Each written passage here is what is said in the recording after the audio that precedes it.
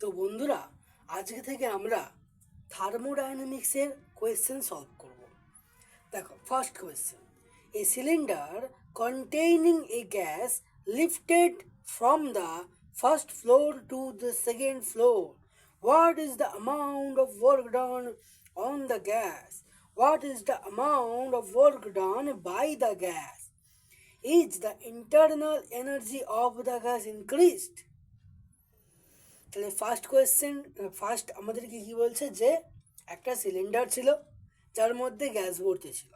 সেই সিলিন্ডারটাকে আমরা কি করলাম, ফার্স্ট ফ্লোর থেকে সেকেন্ড ফ্লোরে মানে আমরা উপরের তলায় নিয়ে গেলাম। নিয়ে যাওয়ার পরে কি হলো, ওই গ্যাসটার উপরে কি পরিমাণ ওয়ার্ক ডান হলো কিংবা গ্যাস কি পরিমাণ ওয়ার্ক ডান করলো সেটা আমাদের বলতে হবে, তাই তো। সবসময় মনে রাখবে যে যখন কোনো বস্তু উপরে যায় তখন তার অ্যাটমসফিয়ারিক প্রেসার কমতে থাকে। এবারে ওই গ্যাস ভর্তি সিলিন্ডারটা যখন উপরে নিয়ে যাওয়া হচ্ছে তখন তারও অ্যাটমসফিয়ারিক প্রেসার কমে যাচ্ছে। আর যখনই অ্যাটমসফিয়ারিক প্রেসার কমে যায় তখন সে এক্সপেন্ড হয়ে যায়, মানে সে আয়তনে বেড়ে যায়। আর যখনই আয়তনে বেড়ে যাবে তখন কি হবে, তখন work done by the gas হবে, ঠিক আছে। আর work done by the gas সেটা বার করার জন্য আমাদের ফর্মুলা হলো পি ডেল ভি, ঠিক আছে। পি ডেল ভি হলো আমাদের ফর্মুলা।